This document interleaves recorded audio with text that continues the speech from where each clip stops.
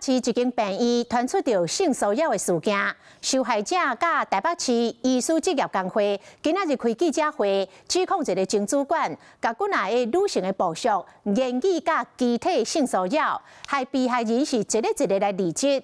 讲其中至少有3个人甲病院来申诉，但是病院的作为正消极。病院是来回应讲，已经伫8月解除迄个前主管的职务，接落来会配合司法调查。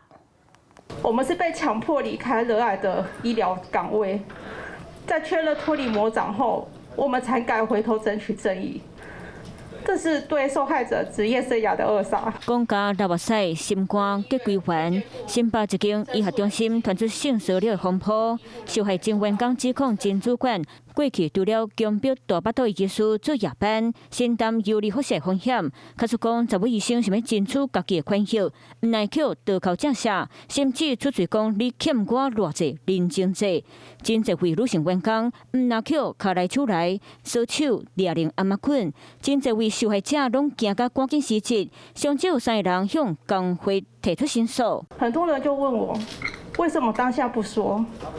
想请大家试想着。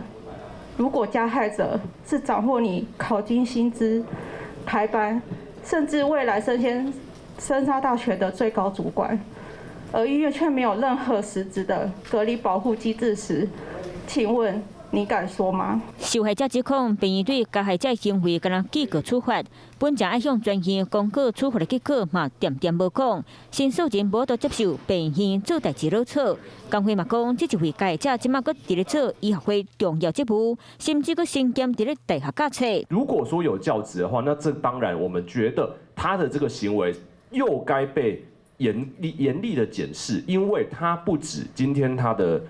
这样行为的对象有可能是病人，有可能是同事，也有可能是学生。针对控诉，病院发出声明讲，已经伫咧今年8月通知3位申诉人和被申诉人调查结果，同时嘛甲加害者的主管职务辞掉，机动嘛向专业公告换主管的代志，另外嘛通报学校，和学校以规定处理。